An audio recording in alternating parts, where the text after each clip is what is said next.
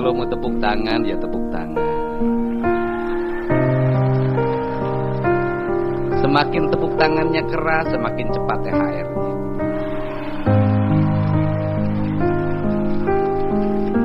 Assalamualaikum warahmatullahi wabarakatuh.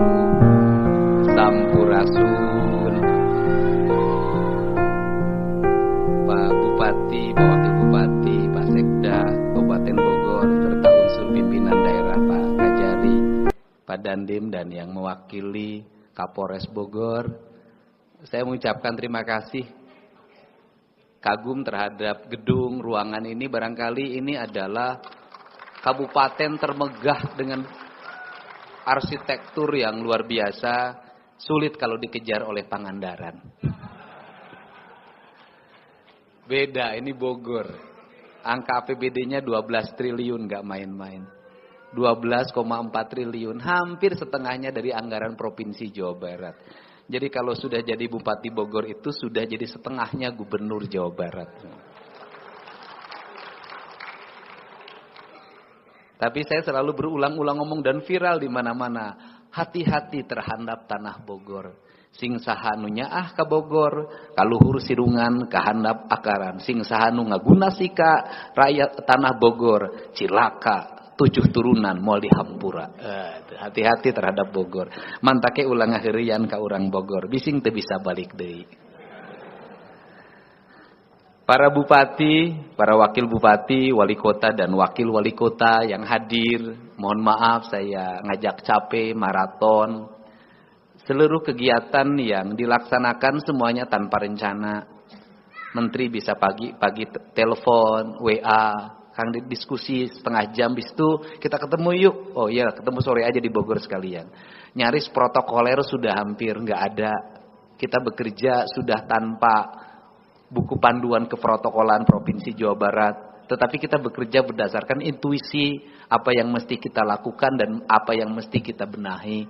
Karena ini tugas berat bagi kita dipilih jadi pemimpin. Hadir di sini mungkin para camat, para pejabat eselon 2, para kepala sekolah. Kepala sekolah ada? Hadir. Yang lihat saya itu agak marahnya, kenapa studi tour nggak boleh? Kenapa kenaikan kelas nggak boleh? Gitu. Kenapa itu nggak boleh? Ini nggak boleh. Semua saya lakukan. Saya ingin mengembalikan pendidikan ke asasnya, yaitu mewujudkan manusia Indonesia seutuhnya itu. Apa sih sebenarnya yang ada dalam mimpi saya? Dalam mimpi saya itu saya ingin anak Jawa Barat yang miskin-miskin itu hidupnya bisa sukses. Saya ingin anak-anak Jawa Barat yang kaya-kaya itu juga bisa meningkatkan kualitas kekayaannya orang tuanya. Bukan yang orang tuanya pengusaha, begitu jatuh pada anaknya perusahaannya bangkrut. Saya ingin anak Jawa Barat itu tingkat kesehatannya meningkat. Saya ingin anak Jawa Barat itu tingkat kecerdasannya meningkat. Saya ingin anak Jawa Barat itu kembali ke asas Pancawaluya, yaitu cager, bager, bener, pinter, singer. Ini nggak bisa lewat pendekatan kepemimpinan normatif. Pak Ketua DPRD, saya mohon maaf, ya nanti pulang nggak dikasih ongkos lagi berat. Walaupun DPRD nggak punya untuk ongkosinnya. Ya, apa sih sebenarnya? Nggak bisa Indonesia, Jawa Barat dipimpin dengan pola kepemimpinan normatif. Pola kepemimpinan normatif itu adalah berbasis administrasi. Berbasis administrasi itu pasti standarnya adalah RKA dan DPA. Kalau semuanya pakai RKA dan DPA, maka pegawai negeri atau ASN, para pejabat hanya akan selesai di WTP. Kalau hanya akan selesai di WTP, maka apa? Negeri ini tanpa produktivitas. Untuk itu, saya menggunakan kerangka berpikir out of the box. Apa yang ada yang terjadi, fenomena apa yang terjadi, maka saya harus menjawab seluruh tantangan itu. Karena harus menjawab seluruh tantangan itu, maka saya harus bekerja, harus memimpin dengan intuisi. Karena memimpin dengan intuisi, tubuh saya sudah sejak kecil terlatih memiliki intuisi yang baik. Kenapa terlatih memiliki intuisi yang baik? Karena saya diajarin ibu saya dengan 2 prinsip. Ujang, Kasep, Dedi, lamun anjeun mun maneh hirup hayang nanjung, kudu kuru cileuh kentel peujit, sederhana. Kuru cileuh kentel peujit artinya apa? Kamu matanya jangan terlalu lama tidurnya, perutnya jangan terlalu terisi oleh makanan terlalu penuh. Semuanya harus memiliki ditata dan diriksa. Maka harus mulai dari tata diri, tata rasa gitu loh. Nah, seperti ini harus dibangun, Pak. Nah, pendidikan kita nggak ngajarin itu sekarang. Hubungan guru dengan murid itu menjadi hubungan yang sangat normatif. Karena kita mencoba mengadopsi kerangka berpikir pendidikan barat. Pendidikan barat, hubungan guru dan muridnya, negaranya kokoh. Guru dan muridnya diatur dalam piranti profesionalisme. Tapi gaji gurunya cukup. Nggak ada honorer. Nggak ada K3. Apalagi usum hujan. Mau K3. K3 itu artinya halodo. Itu. Nggak ada sekolahnya yang roboh. Ruang kelasnya tertata. Sekolah adalah sebuah kesadaran. Kemudian negara hadir menjamin kantinnya, menjamin makan siangnya, menjamin perjalanannya. Undang-undangnya berlaku. Anak-anak pakai undang-undang perlindungan anak. Undang-undang perlindungan anak dimasukkan hak dan kewajiban anak dan hak dan kewajiban orang tua. Di Amerika anaknya nggak boleh anak pakai motor, nggak boleh. Di Inggris nggak boleh. Gak boleh di Inggris, di Jepang, anak beli rokok, beli minuman gak boleh. Gak boleh di negara mereka, ketika sudah masuk jam di rumah, itu jam maghrib, mereka keluar rumah gak boleh. Aparat negaranya hadir, orang tuanya taat. Negara memberikan denda pada yang pelanggaran. Semua orang taat hukum. Indonesia mau dibangun pada hubungan formal seperti itu, gak bisa. Profesionalisme belum hadir, kesejahteraan guru masih rendah. Gurunya banyak honorer, kemudian banyak K3, belum tentu juga dia fokus pada profesionalisme. Orang tuanya apatis pada anaknya, negara tidak hadir. Jangankan menyelesaikan hal yang besar, ngurusin yang di bawah umur nggak punya SIM aja naik motor nggak beres. Anak-anak di Indonesia merokok, minumannya bukan lagi yang berstandar seperti minuman yang biasa digunakan oleh orang yang punya duit. Ciu. Gimana? Minumnya ciu, oplosan. Minumnya apa lagi? Komik. Ini problem. Ini nggak bisa dilakukan pendekatan formal dengan cara berpikir pemimpin yang formal. Ini pemimpinnya harus luar biasa. Kenapa? Karena rakyatnya luar biasa. Kenakalannya luar biasa. Guru menghadapi dilema. Dilemanya bagaimana? Dilema seorang guru. Galak takut dikriminalisasi. Baik diledek. Bener nak. Kritik juga, saya kritik guru, kritik orang tua juga.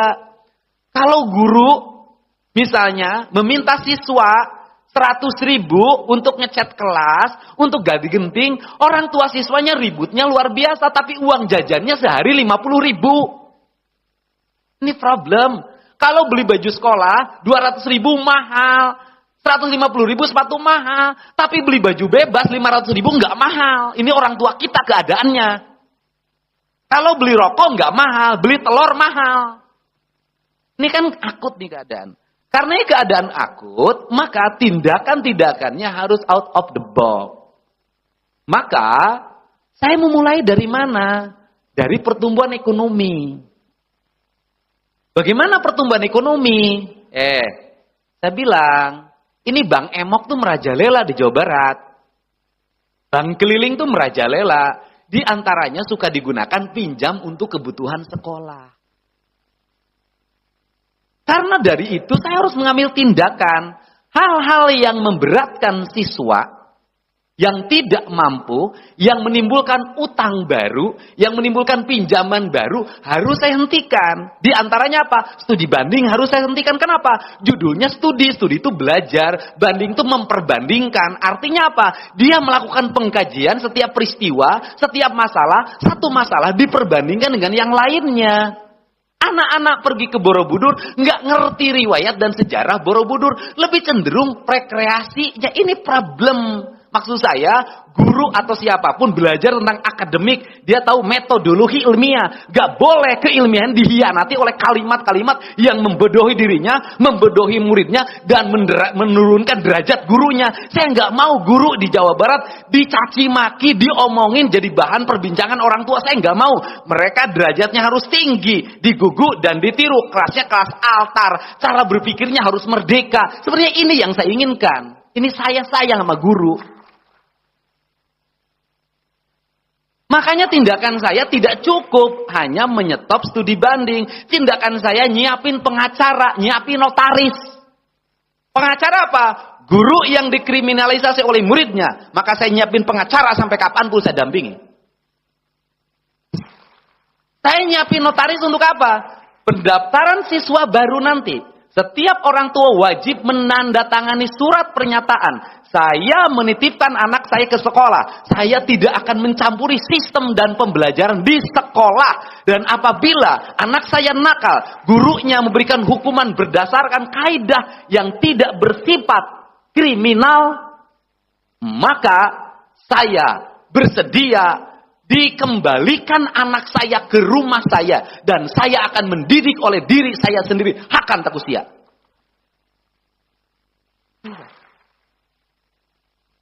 Kalau sekolah, Anda nggak percaya sama sekolah, kemudian mau didik sendiri, urus kesorangan anak sia. Harus tegas. Saya gini bukan baru, Pak.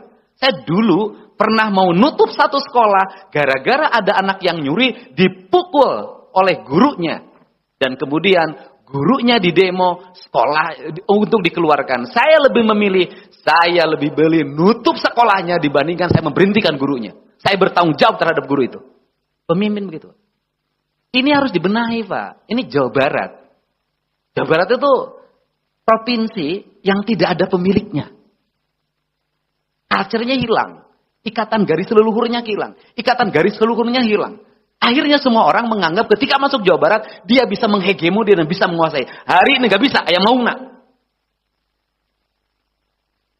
Ini penting. Nah, ini yang didesain oleh saya. Karena desain itu, saya menegaskan berikutnya. Kepala Badan Kepegawaian Provinsi Jawa Barat, Kepala Badan Kepegawaian Kabupaten Kota, ke depan.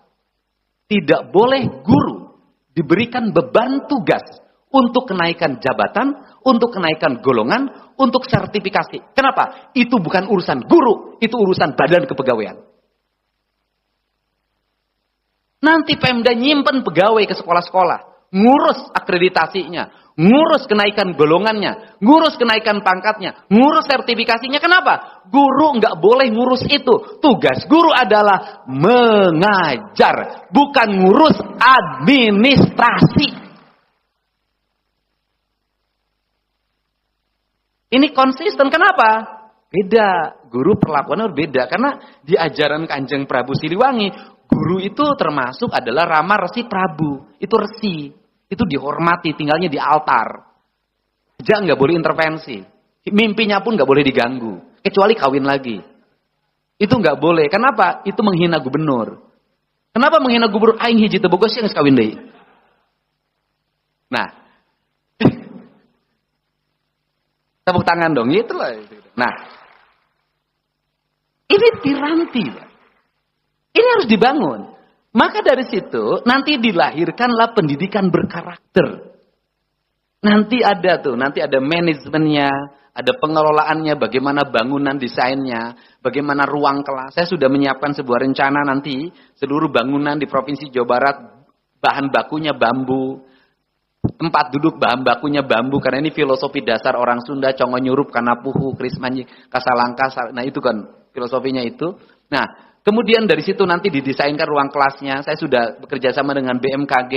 Di Bogor bangunannya kalau ketinggiannya sekian, berarti lebarnya sekian, tingginya sekian. Kalau di daerah dekat pantai bagaimana bahannya. Semua dirumuskan. Nanti saya sudah gandeng nanti ITB sebagai tenaga ahlinya, UI sebagai tenaga ahlinya, Unpad sebagai tenaga ahlinya. Itu dirumuskan dengan baik tuh nanti. Dibuat ekosistem. Makanya nanti ada kantor gubernur wilayah Sunda Kulon. Yaitu Kabupaten Bogor, Kota Bogor, Kabupaten Sukabumi, Kota Sukabumi, Kota Depok. Sunda Kulon itu nanti satu komunitas kebudayaan, satu komunitas ekosistem, satu komunitas ekonomi, satu komunitas ekosistem kesehatan. Itu satu piranti, satu perangkat kebudayaan itu. Nah, di situ nanti dirumuskan, ini loh input pendidikan, ini outputnya, apa kebutuhan pasaran kerjanya, dan saya sudah merancang itu bagaimana kebutuhan pasar kerja 50 tahun ke depan. Apa saja yang dibutuhkan, kualifikasi yang dibutuhkan. Kemudian nanti sampai pada penelitian, di sini cocoknya pohon ini, buah ini, sayur ini, padi jenis ini, semua nanti ada rumusannya, ada desainnya, maka lahir nanti branding. Dan ini harapan bagi kita. Untuk apa? Ini negara, ini tanah Bogor itu tanah subur, makmur, gemah, ripah, repeh, rapih. Makanya desainnya harus segera dikembangkan. Nah, konsepsi itu nanti terintegrasi dengan apa? Pendidikan berkarakter. Anak berkarakter bagaimana? Bangunnya jam berapa? Itu ada nanti buku panduannya atau catatan digitalnya. Itu saya dulu begitu kalau waktu jadi bupati. Nanti masuk sekolah jam berapa? Di sekolah itu menjadi catatan guru. Di rumah itu nanti harus ada daftar isian yang diisi oleh orang tuanya. Anak Anda pulang ke rumah jam berapa? Apa yang dikerjakan? Dari jam sekian apa yang dikerjakan? Dari sekian dikerjakan. Nanti di Google-nya ada record orang. Kalau orang tuanya berbohong dan kemudian anaknya ternyata produknya tidak sesuai harapan, maka sekolah tidak salah. Memang orang tuanya mengharapkan kegagalan anaknya. Ini firm. Google, setiap orang itu punya catatan digitalnya. Nah, ketika punya catatan digitalnya, nanti langsung sampai pada catatan kesehatannya. Golongan darahnya apa, tekanan darahnya berapa, riwayat penyakitnya apa. Itu nanti menjadi kode orang. Ketika record orang itu nanti mengarah pada kemana minat dan bakatnya. Ini arahnya ke sini, ini arahnya ke sini. Untuk itu guru nanti harus mengaplikasikan anak-anaknya, sisi mananya yang harus menjadi keunggulan. Sehingga nanti di Jawa Barat nggak ada anak bodoh dan anak pinter. Yang ada adalah anak punya kemampuan di bidang olahraga, olahraganya apa. Anak punya kemampuan di bidang seni, seninya apa. Anak punya kemampuan di bidang teknologi, teknologinya apa. Anak punya kemampuan di bidang pengembangan pertanian, pertaniannya apa. Anak punya kemampuan di bidang kesehatan, layanan kesehatannya apa. Semua orang berkembang dengan kualifikasinya. Saya sudah melihat sekolah di Indonesia tidak menjadi jaminan terhadap kualifikasi orang. Orang tumbuh karena pengalamannya. Untuk itu pendidikan harus mengajarkan pengalaman hidup yang baik bagi anak-anaknya. Pak Rudi jadi bupati karena pengalamannya. Pak Jaro Ade jadi wakil bupati karena pengalamannya. Para bupati yang di sini itu tumbuh berkembang karena pengalamannya. Semakin pahit pengalamannya, semakin manis masa depannya. Itu penting. Semakin pahit pengalaman hidupnya, semakin manis masa depannya. Semakin manis perjalanan hidupnya, semakin diabetes masa depannya. Untuk itu, gak boleh lagi viral-viralan. Ada anak yang jalan kaki ke sekolah setengah jam. Kasihan, besoknya dikasih motor. Rontok, Pak. Gak boleh, Pak. Biarkan dia berjalan kaki. Justru perjalanan kakinya itu akan menumbuhkan dan mengokohkan dirinya. Gak boleh. Kasihan. Aduh. Saya itu punya pengalaman, Pak. Orang hidup itu pada habitatnya. Saya dulu punya orang, udah tua banget, itu kuli, pegawai sampah. Tiap hari itu kerjanya bergumul dengan sampah di tempat pembuangan sampah. Yang sekarang jadi problem nih TPA di mana-mana, ke depan harus segera kita lakukan revitalisasi. Kemudian saking saya kasihan karena sudah tua, saya ajak, saya kasih hadiah. Kemudian saya pindahin ke kantor saya. Bapak udah tua, tinggal di kantor bupati saja. Di sini Bapak sekerja-kerjanya Bapak. Seminggu dia nangis. Kenapa? Pak Dedek, karena dia orang Jawa. Pak Dedek, saya mau balik lagi ke tempat pembuangan sampah. Kenapa? Di sini saya nggak betah. Nggak betah saya. Jadi betahnya gimana? Saya betahnya dengan sampah. Jadi Anda jangan menganggap ikan yang berenang tuh kedinginan. Saking sayangnya sama ikan berenang, oleh Anda diangkat karunya di kasuran pae. Ini hati-hati. Jadi orang bekerja pada habitatnya. Jadi kalau ada anak kecil kerjanya mulung, nggak apa-apa mulung aja. Yang harus dilakukan oleh kita adalah selepas mulung itu dia sekolah. Atau sebelum sekolah dia kemudian pagi-pagi dia sekolah, siang mulung nggak apa-apa. Justru mulungnya itu menjadi salah satu daya tahan untuk membangun kekuatan dirinya. Makanya jangan berpikir bahwa yang jorok itu berpenyakit, belum tentu. Bisa jadi orang dianggap jorok, tapi karena itu habitatnya justru sehat. Pak, yang tukang mungut sampah itu Pak, jarang pakai kaos tangan Pak. Eta runtah di rawuan, diangkat. Itu makan, nggak cuci tangan Pak. Kalau kita, tapi mereka nggak pernah sakit perut Pak. Nggak pernah diare. Ibu, itu lihat suaminya bawa cewek lain, langsung sakit perut. Langsung ginjal besoknya. Nah, artinya bahwa setiap orang itu hidup pada habitatnya. Tugas pendidik, tugas negara, tugas kepala daerah adalah habitatnya tidak boleh diganggu. Saya katakan sekali lagi adalah habitatnya tidak boleh diganggu. Bila perlu dilindungi, dilokalisir, dijaga. Kenapa? Itu habitat mereka. Nah, kemudian habitatnya harus dihormati. Setelah itu disejahterakan dengan memberikan upaya-upaya perlindungan. Nih, ini pendidikan. Kemudian yang berikutnya adalah apa sih yang menjadi stressing pendidikan lagi ke depan? Makan bergizi gratis. Negara mengeluarkan mungkin bisa nyampe 300 triliun. Atau bisa 500. Tapi makan bergizi gratis itu tujuannya apa sih Pak Prabowo itu? Tujuannya agar anak-anak Indonesia memiliki kecukupan gizi yang cukup. Tidak masuk angin karena di rumahnya tidak sarapan. Karena orang tuanya tidak punya kemampuan untuk menyiapkan sarapan. Tugas kita apa? Kalau negara sudah ngeluarin uang untuk makan siswa, maka bekalnya tidak boleh dibuang. Dia harus jadi investasi. Maka gerakan berikutnya adalah saya akan membuat program tabungan beasiswa untuk perguruan tinggi bagi yang SMP dan SMA dan masuk SMA bagi yang SD. Mereka harus punya tabungan. Kecil Pak, sehari anak nabung 5.000 perak, sebulan taruhlah 100.000, setahun 1.200.000, kali 6 tahun dia sekolah, masuk SMP, nggak akan lagi ngeluh urusan seragam segala macam dia sudah punya.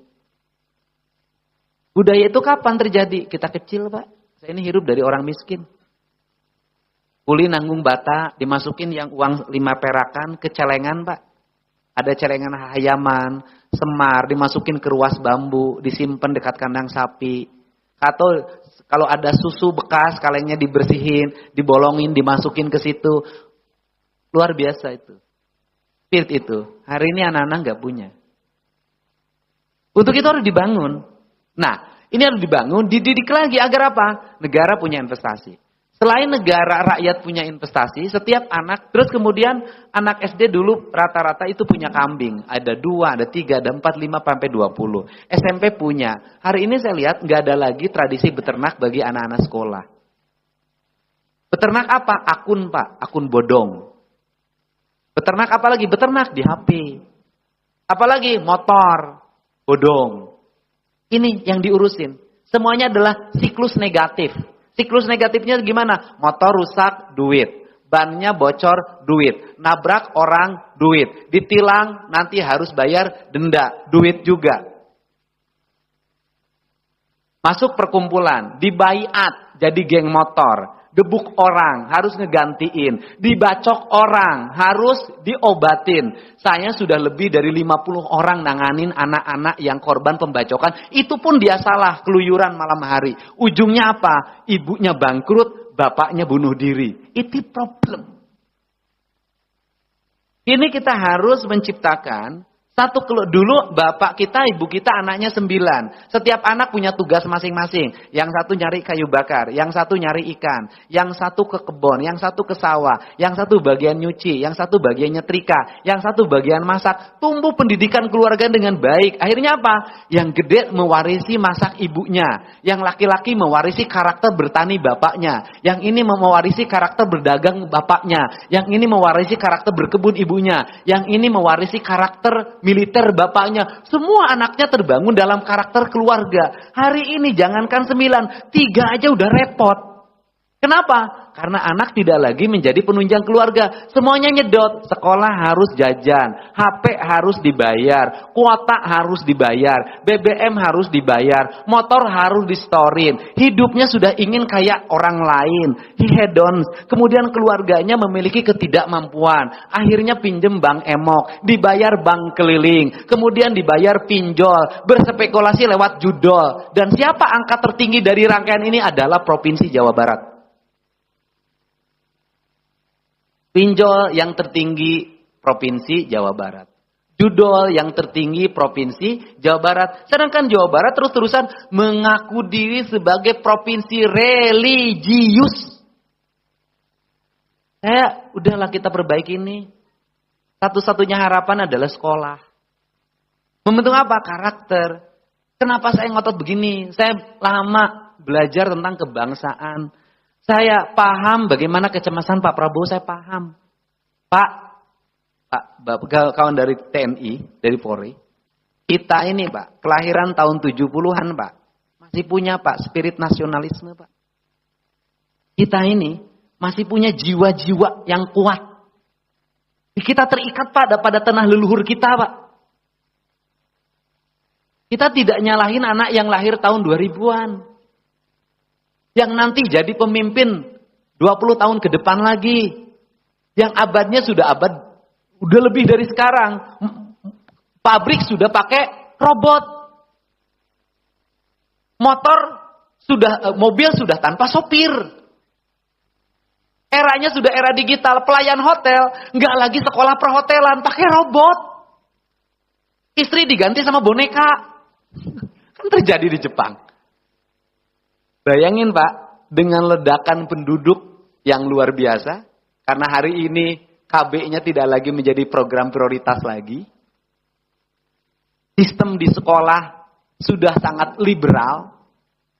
Penguasaan terhadap hak asta tanah dimiliki oleh orang-orang kaya.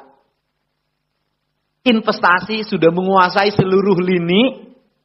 Kebayang, generasi kita yang orang tuanya hari ini miskin, apa yang terjadi? Dan yang orang tuanya kaya pun belum tentu bisa mempertahankannya. Dan ini adalah ancaman masa depan. Dan ini adalah ancaman terhadap negara. Infiltrasinya adalah infiltrasi yang bersifat intelijen yang tidak disadari.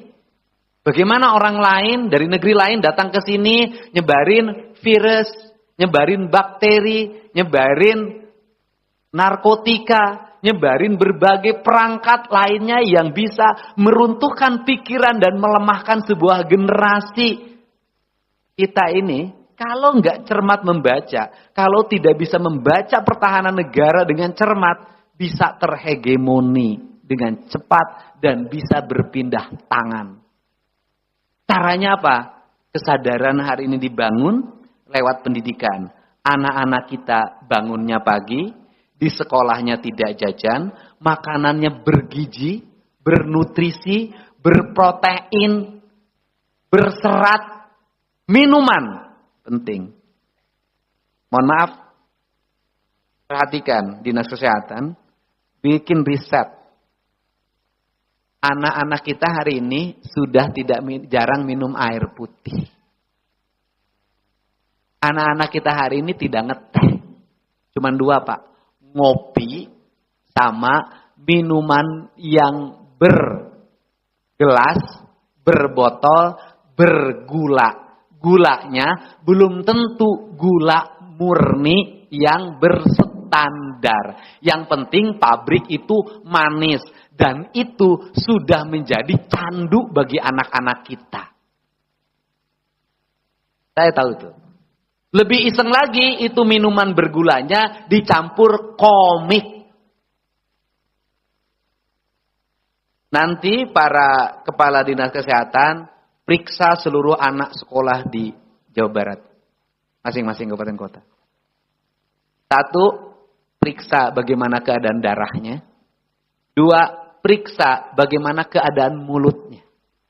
Saya dulu rajin memberikan pemeriksaan gigi. Untuk mengetahui dia merokok atau tidak, dia narkoba atau tidak. Lakukan. Hari ini, ancaman itu adalah ada anak-anak di bawah umur atau masih usia remaja sudah gagal ginjal. Hari ini, anak-anak di bawah 30 tahun sudah gula. Hari ini, anak-anak di bawah umur 30 tahun, generasi muda di bawah 20 tahun masih remaja, itu sudah punya penyakit stroke. Saya ada beberapa sampel itu.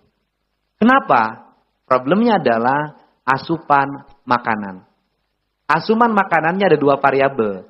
1, asupan makanan yang tidak bernutrisi dan berprotein, tapi adalah racun. Racun itu hasil dari tujuan orang berdagang, tujuannya laku. Apapun dimasukkan, penyedap rasa segala macam, yang penting enak dan memuaskan penggemarnya. Itu yang pertama. Yang kedua adalah hilangnya doa. Apa hilangnya doa? Tradisi makanan ibu sudah hilang dalam kehidupan kita. Hari ini anak-anak sudah tidak lagi terikat dengan ibunya dengan produk makanannya. Dia terikat sama ibunya hanya dengan uang jajannya. Ini harus berevolusi. Dibalikin. Gak bisa. Nah, kalau sudah tahapannya seperti itu, nanti meningkat pada kurikulum. Kurikulum nanti, saya akan merumuskan lagi, kembali lagi. 1, habiskan seluruh pembelajaran di sekolah. Tidak boleh anak-anak pulang ke rumah ditumpuki PR. Karena PR itu bertentangan dengan spirit pendidikan. Itu yang keprok, rombongan malas nih kelihatan. Kenapa bertentangan? Karena judulnya juga pekerjaan rumah. Kalau pekerjaan rumah itu, bersihin kamar itu pekerjaan rumah. Bersihin toilet itu pekerjaan rumah. Nyuci itu pekerjaan rumah. Nyetrika pekerjaan rumah, masak pekerjaan rumah, ngasih makan sapi pekerjaan rumah, ngasih makan ayam pekerjaan rumah, ngasih makan ikan pekerjaan rumah, itu pekerjaan rumah. Tapi kalau dari sekolah dibawa ke rumah itu bukan pekerjaan rumah, itu pekerjaan sekolah. Karena itu pekerjaan sekolah, kerjakan, selesaikan di sekolah. Sama dengan pekerjaan kantor. Jangan suka membawa pekerjaan kantor di rumah. Selesaikan di kantornya sampai tuntas, baru pulang ke rumah. Tapi jangan pura-pura menyelesaikan pekerjaan kantor, padahal punya pacar baru.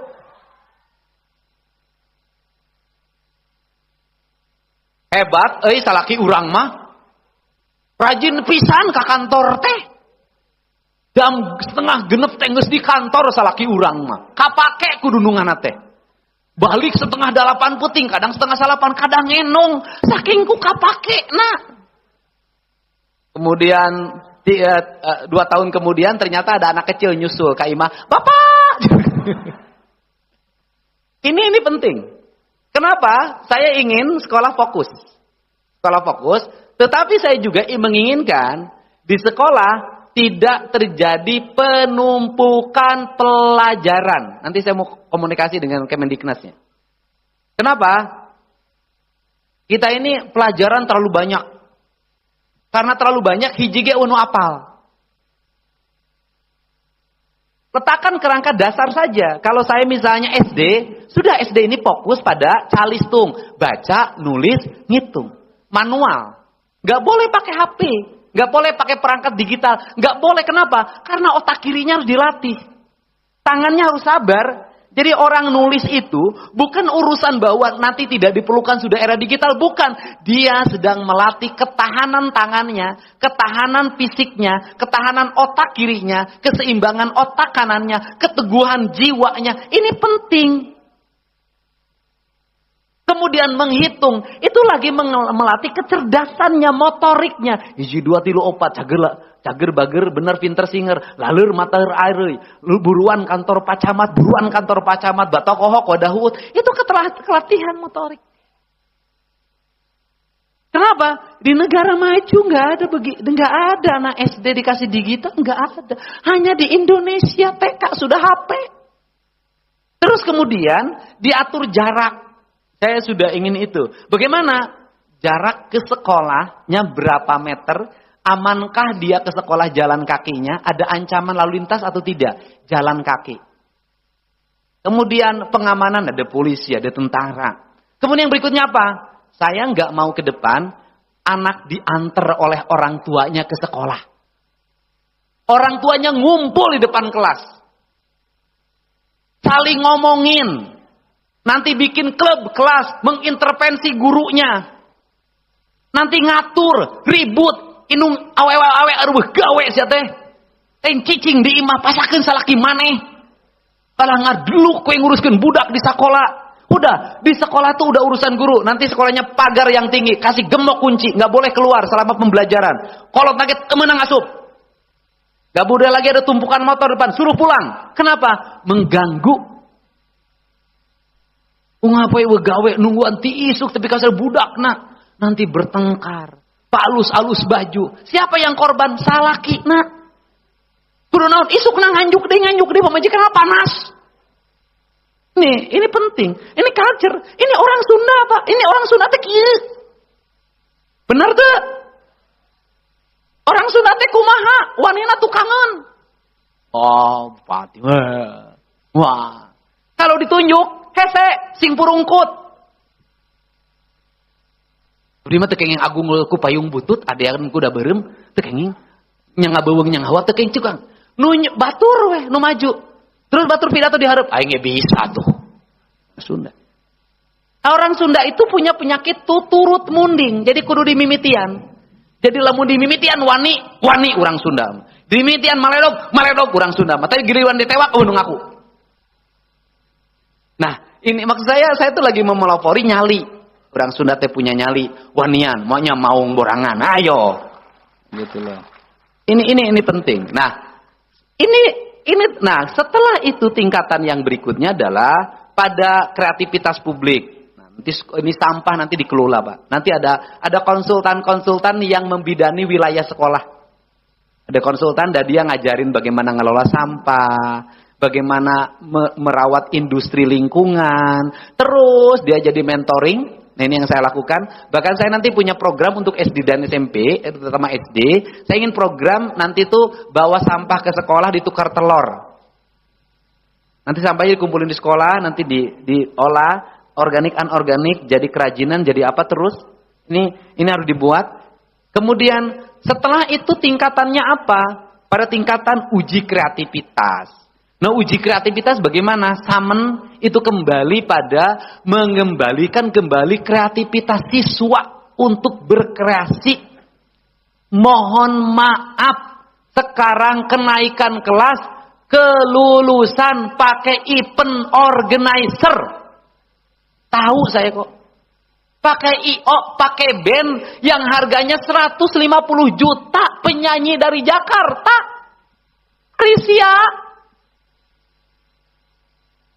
konser. Ya, yang orang kaya nggak ada soal. Anak mah icih, nyembang emok. Ini. Nah, kemudian ini harus dikembali lagi anak tumbuh kreatif. Ini industri film. Nanti teman-teman bupati wali kota mungkin ada yang pemain artis. Nanti bikin lomba, bikin film pendek untuk anak-anak SMA. Bikin lagi. Saya rencana itu ke depan, itu kalau nggak tiap sekolah, minimal satu kecamatan saya akan bangun gedung untuk pusat pertunjukan siswa agar tidak nyewa. Yang kayak gini nanti ada setiap kecamatan. Saya rencana begitu. Nah, nanti setiap siswa itu terus berkreasi dan orang tuanya bisa melihat bagaimana perkembangan siswa, anak-anak didiknya. Ini kalau sudah seperti tingkatannya, maka sekolah, negara memberikan subsidi bermanfaat, bangunannya baik bermanfaat, biaya orang tua turun, angka kesehatannya meningkat, ini target saya. Kemudian angka pertumbuhan ekonominya baik, kemudian pengeluaran lebih sedikit dibanding pendapatan, ini merubah Pak. Kalau para menteri biasanya pendekatan teknis, saya pendekatan culture, ini cara merubah manusia. Terakhir, alamnya harus diurus. Gak bisa, alam harus diurus. Kenapa?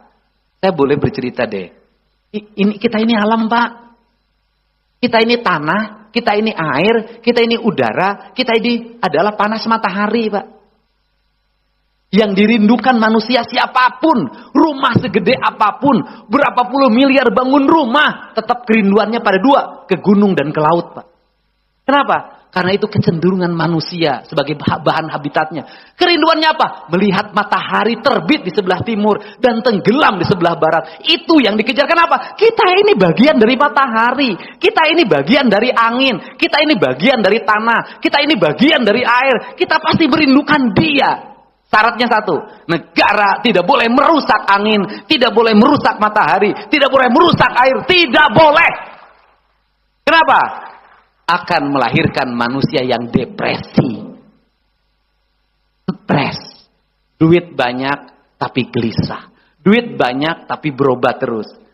Saya ngomong gini Pak, ya tidak berarti saya membanggakan diri. Saya menekuni itu sudah 20 tahun Pak. 20 tahun saya hidup tanpa obat. 20 tahun saya hidup tanpa dokter. 20 tahun saya tidak pernah ke rumah sakit. Kecuali yang kemarin Pak Dokter Terawan. Karena itu bagian servis dia. Karena saya menjadi relawan COVID. Hidup. Dan hidup bahagia tanpa istri Pak. Itu penting. Jadi kalau ditanya, Kang Deddy kok bugar terus? Kang Deddy kok puasa gak kelihatan jalan cepet? Saya ini gak sahur Pak. Saya hanya minum air putih, itu tradisi saya sejak SD. Enggak pernah sahur saya. Sahur saya adalah minum segelas air putih titik. Apalagi sekarang buka saya itu nanti bukanya tuh saya tuh sebenarnya ngumpul kayak gini tuh menyiksa diri Pak. Karena saya harus melepaskan tradisi. Bagaimana tradisi? Buka minum air putih 3 butir kurma titik sudah selesai.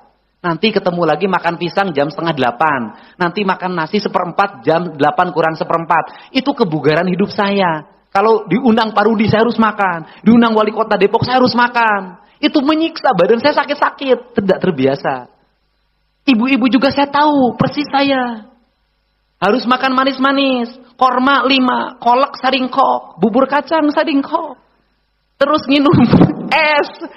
Kalapa, hajarku kejo, awak clear, gula naik, tekanan darah tinggi naik. Makanya saya menjadi aneh dari sisi statistik. Semestinya bulan puasa ini seluruh kebutuhan pokok menurun.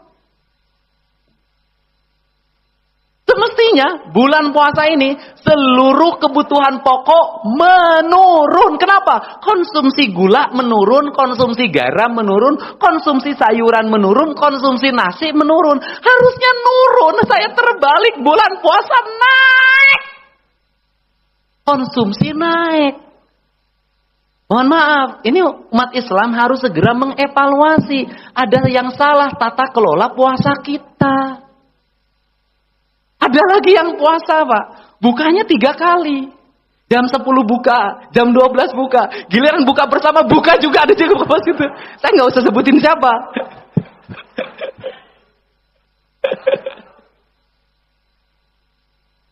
Saya punya teman Pak, saya perhatikan siang makan nasi padang Pak.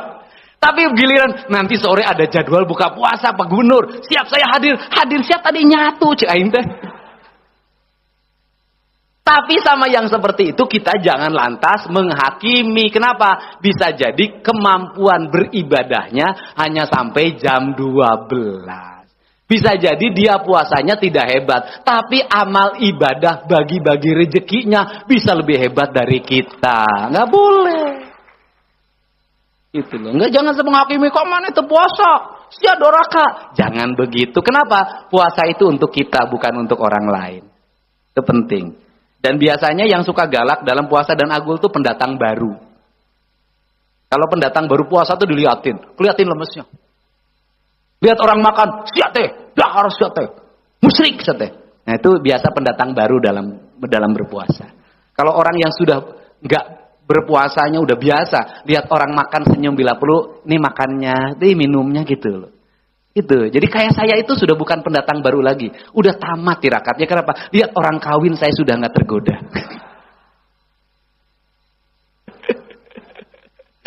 Nah, ini piranti ya. Untuk itu para kepala sekolah, nanti juga saya akan kumpulkan para kepala sekolah yang kemarin saya ancam kasih hukuman. Kita ini lagi merevolusi pendidikan, kita lagi merevolusi birokrasi. Birokrasinya pok pek pak, nggak usah lagi berbasis. Dan saya kasih tahu lah pada birokrasi apapun, ngitung hitungan lah. Udah. Kalau ada dari dompet keluarin Pak. Kenapa? Rezeki itu semakin kita berikan, semakin bertambah. Tambahannya apa? Sehat badannya, bahagia keluarganya, sehat anak-anaknya. Hirup jangan koret. Kenapa? Allah itu punya cara untuk menghilangkan rezeki kita. Koret, tapi ditipu wae. Koret, tapi kanu gelis mah berehan. Mang melikeun mobil, geus dipang melikeun mobil, dikawin batur pan jadi hate teh. Nah, jangan nyindir ke saya, enggak enggak, bukan pengalaman. Saya tidak pernah menyesali sebuah peristiwa yang terlewati. Kenapa? Karena setiap peristiwa itu adalah cara menuju kesuksesan hidup. Itu.